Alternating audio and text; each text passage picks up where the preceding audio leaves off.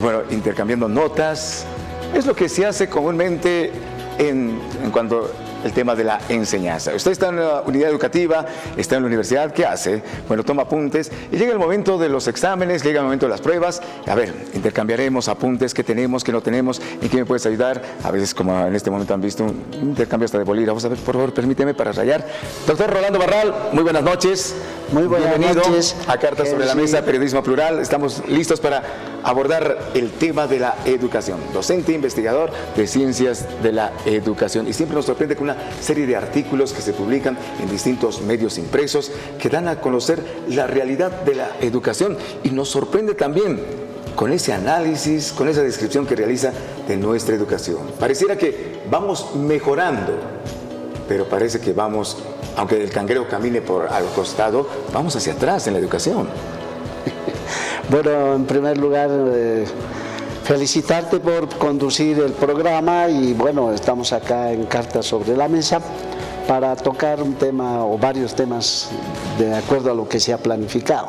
Exactamente. Empecemos haciendo una evaluación de cómo está la educación con esa serie de reformas, cambios, leyes hoy en día. Bueno, en primer lugar, debo agradecer a través de ti a Omar Gómez que nos han dado un espacio para poder analizar y reflexionar los temas de la educación.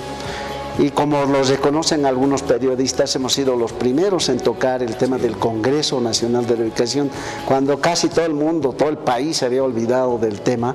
Y esta temática está en la Ley 070, Abelino Signani y Elizardo Pérez, y que obviamente cada 5 años que se debería realizar, nosotros lo habíamos replanteado, o planteado más bien en el sentido que entre a la agenda política, a la agenda nacional, por la crisis que tiene la educación, no solamente Bolivia, sino el continente y el mundo, producto de esta pandemia o producto del COVID que ha dañado la economía, dañado y ha mostrado los niveles precarios de la educación y la salud.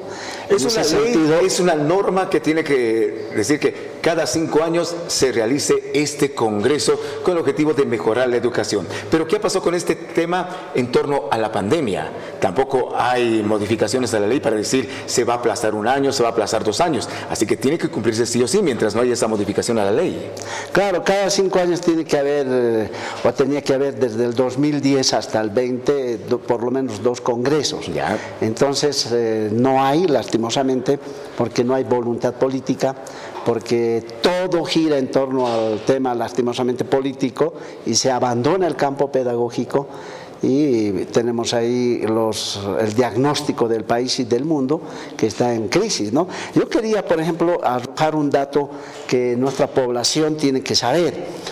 Hay un estudio que ha hecho UNESCO el 2022 que es lapidario para el mundo, no solamente para América Latina. Señala la investigación, 4 de cada 5 niños, incluido obviamente niñas, en América Latina no podrán leer un texto simple, o sea, 4 de cada 5. Eso se refiere en comprensión lectora, eso. Y tú sabes muy bien. La lectura de comprensión, sí, lo que comúnmente llamamos así ya. Entonces, es un dato que debería preocuparnos porque este tema tiene una afectación que es en el campo económico. Pero según ese mismo estudio, ¿ya? Este problema va a afectar en un 12% en los ingresos de esos adolescentes y jóvenes que están con este problema en América Latina. En otras palabras, la comprensión lectora es uno de los aspectos afectados. Ahora, hay que ver el mundo. En Europa, en un país, concretamente en Suecia, se ha tomado una política y se ha tomado al toro por las astas. Ya. No las pantallas en las escuelas, han vuelto al libro. Porque estamos hablando sí, de estos famosos aparatitos que no significa anulación. No, pero estos aparatitos supuestamente tienen que servir para ayudar a la educación. Exacto. Porque acá, ¿cuántos libros uno puede tener? Más de 1000 libros puede tener este aparatito. Ahora, no es el problema de la tecnología, sino es el uso o mal uso que se da a la tecnología. Por ejemplo, en Japón no pueden utilizar los celulares. No está anulado, pueden utilizar externamente, pero internamente. Pero en el momento de la clase, claro, anulado. Pero ¿cuáles son los estudios que se han hecho con relación a la tecnología? En este caso, los celulares, las pantallas digitales. Hay un estudio que los niveles de atención han bajado ostensiblemente. Antes un adulto podía atender 45 minutos o un joven un poco menos, y en la actualidad eso ha bajado a 11 segundos.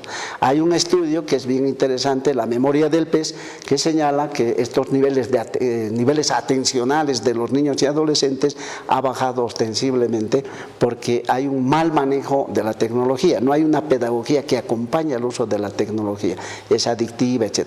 Pero no es la tecnología en sí misma, como decía, sino es el problema del mal uso, porque la tecnología, imagínate, en un segundo tú tienes la información a mano sobre diferentes aspectos. A comparación de lo que hacíamos antes, nos daban la tarea, nosotros teníamos que esperar que pase la hora de clases, salíamos 2 de la tarde, íbamos a casa, almorzábamos y volvíamos a las bibliotecas. Exacto. Volvíamos a las bibliotecas a pedir el libro para investigar. Pero lo que hay que preguntarse ahora es ¿por qué Suecia tomó esa medida? ¿Por qué? Porque los niveles de comprensión lectora, porque Suecia es un país muy avanzado, han bajado de tal manera que han tomado una decisión. No es un comentario, no es un chisme, es una realidad política pública que está en acción en Suecia, ¿no? Y obviamente el mundo ha mirado por qué. Japón, por ejemplo, no, ya te decía, no utilizan los celulares. Ojo, y tengo un dato más sobre esta situación. Con esos datos deberíamos preguntarse ¿qué pasa en Bolivia? Mire, ¿quién es el creador del Facebook? Mark Zuckerberg. Sus hijos, ¿dónde estudian? En escuelas especiales en las cuales no permiten este aparatito. Claro. Y mira, estamos hablando de un genio de genios que está revolucionando acá las redes sociales, pero sus hijos tienen una educación especial. No están con el resto. Claro. Entonces el uso. Es el uso. Porque si le das a un niño sin su pedagogía, sin las precauciones, se va a volver un adicto con la tecnología. Adicto, pero ¿a qué? A la mala información. A nada. A la nada. Ello, ¿no? Pero ahora, pensando ya un poquito en nuestro país. Ahora sí. En nuestro país, por ejemplo, toda política pública debería tener una base esencial que es la investigación científica.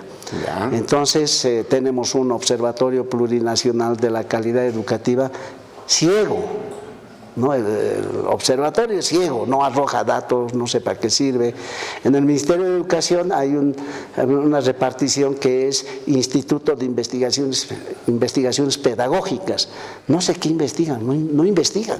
Entonces sería interesante, por eso habíamos hablado con Omar, de orientar a la sociedad en el sentido de ir configurando el Congreso Nacional de Educación en base a investigación científica, porque es la base de las políticas públicas. Si no se hace eso, entonces se va a seguir viendo, como se ha visto hasta ahora, a la educación como un aparato ideológico, como un aparato que va adoctrinando y no formando pensamiento crítico, como un aparato que obviamente no está formando valores, sino más bien disvalores que vemos en la sociedad, los antivalores y toda la problemática. Hoy en día se está viendo a la educación simplemente como un aparato ideológico. Claro, esa es la formación lastimosamente de los extremistas en el sentido de Althusser, ¿no? La educación es un aparato ideológico que tiene que reproducir toda la ideología, en este caso quien está en el poder,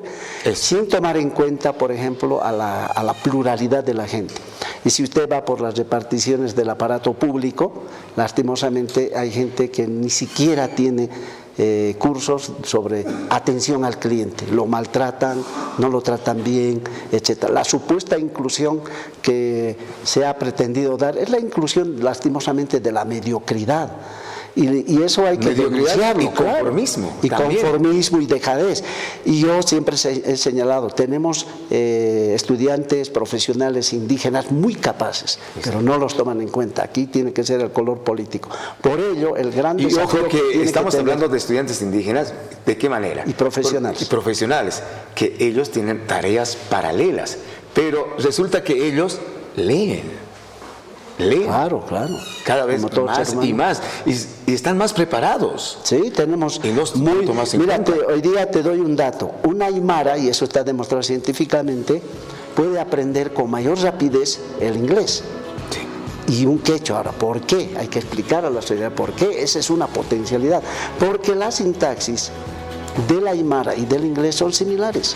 Se dice blanca casa en inglés al revés, ¿no? Como en aymara, han outa. Entonces, esa potencialidad, por ejemplo, es muy interesante tomar en cuenta para no simplemente ver en lo indígena lo negativo, sino más bien la potencialidad, la posibilidad. Si usted va, por ejemplo, por nuestra Facultad de Ciencias Puras, la carrera de Lingüística, tenemos muchos profesionales de origen aymara y tienen más posibilidad, y uno de ellos era Juan de Dios y Apita, por ejemplo, que iba a Harvard como nosotros vamos a La Ceja, iba a enseñar aymara. Bueno, y las consecuencias de... Yo le pregunté alguna vez, y él ya feneció, le pregunté, ¿y por qué va tanto a Harvard? ¿Por qué? A enseñar. Porque los americanos utilizan no solo el aymara, un repertorio de idiomas para la guerra, ¿no? En cualquier momento, si tienen un conflicto bélico, pueden cambiar del aymara al quechua, al navajo, etcétera, etcétera. Entonces, hay que ver esa potencialidad en los indígenas que decía, de que pueden aprender el inglés con mayor facilidad por la sintaxis, es similar. Bueno, es datos que nos sorprenden en esta oportunidad. Y bueno, volviendo al tema del Congreso. Así un poco estamos desviando, pero estamos describiendo cómo está la educación hoy en día en nuestro país y estamos tomando ejemplos de afuera, ejemplos de países vecinos, países europeos. Y bueno, en cuanto, si hacemos un ranking a nivel latinoamericano, ¿dónde está situada Bolivia en el tema de la educación? Mire, ha habido un estudio, porque nosotros los académicos tenemos que apoyarnos siempre en estudios y no opinar como mucha gente irresponsablemente opina lo que le da la gana, ¿no? Antes del 2000, antes de la pandemia, ha habido un estudio de la UNESCO, que concretamente fue el año 2017, pero los estudios se mostraron el 2019-20. Ahí señala que estamos por debajo de la media a nivel latinoamericano, es decir, por debajo de lo regular. En términos cuantitativos, un 80% está con problemas en comprensión lectora, en razonamiento matemático y en ciencias. Eso quiere decir de que no estamos bien, estamos mal. Eso lo dice la UNESCO, no lo dice el que habla, por ejemplo, ¿no? Ahora, entonces, esos datos, eso es esto, que quede bien claro, es antes de la pandemia. Posterior a la pandemia, los datos que ha habido han empeorado por la deserción, mal llamada deserción, abandono, por el tema de que Bolivia no les ha dado a los niños, teniendo Entel a su disposición, no les ha dado internet gratuito. No había tecnología, los maestros no estaban capacitados, etcétera, etcétera, incluido la universidad. Las familias no estaban tampoco con los recursos necesarios para poder dotar. Si tenían 4 hijos, tenían que tener 4 celulares mínimo. Exacto. Entonces el nivel ha bajado, por eso alguna vez lo titulé, la educación en Bolivia está en caída libre. Y bueno, no me alegro, más bien me sorprende, y el rol de los investigadores es alertar a nuestra sociedad, porque en lugar de darle importancia a la educación como debería darse en términos de una formación integral, más bien se da más importancia al tema político y no al tema educativo. Y ahora el Ministerio de Educación tendría que ponerse las pilas sobre este tema del Congreso. El Congreso que se va a realizar el 2024. Sí, sería ideal, por ejemplo, porque no solamente criticar, hay que orientar también. Sería ideal que el Ministerio de Educación elabore, en base a investigación científica evaluativa, cómo estamos en educación en términos cuantitativos y cualitativos, en lo que es comprensión lectora, matemáticas, formación docente, etcétera, para que los congresistas de la educación formulen políticas en base a datos reales. Pero por lo que veo, hasta ahora no sale la convocatoria, se ha utilizado el Congreso como chivo expiatorio para resolver el problema de los, entre comillas, de los maestros, porque ha habido un conflicto del que hemos salido. Ahora se vuelve a entrar a otro problema porque sacan un decreto los del gobierno en contra de los maestros que los criminaliza por encima de la Constitución. Nuestra Constitución señala que todo ciudadano boliviano es inocente hasta que no le demuestren lo contrario, pero con estos decretos maestros, criminalizan a los maestros. Por eso el día de hoy salieron a marchar. Otra vez estaban en las calles bloqueando en Yo como investigador veo anverso, reverso y diverso, porque se trata no tener una visión salarialista, nada de eso, sino más bien una visión completa. Entonces, lo ideal sería que haya unos estudios, se evalúe la 070, se evalúe, por ejemplo, los programas del Profocom, se evalúe una serie de programas que han hecho. Ha habido, por ejemplo, profesores que con un programa de profesor de manualidad se han convertido en profesores de lenguaje. De eso no quieren hablar, pero habría que evaluar, porque debe tener algunos aspectos positivos y algunos negativos para generalizar, rescatar, o en caso de que es negativo, se deja a un lado. Entonces, una política pública en educación, estimado Henry, tiene una base esencial, que es la investigación científica, en este caso de la educación. Esa tiene que ser la base para este congreso que tiene que analizar. ¿Cuál es la perspectiva que tiene Rolando Barral como investigador, docente en ciencias de educación sobre este congreso? Hay dos posibilidades, ¿no? Una posibilidad es obviamente una contingencia, una posibilidad de que se haga como corresponde, con investigaciones, con documentos serios, superando ese enfoque ideologizado, ese enfoque adoctrinador.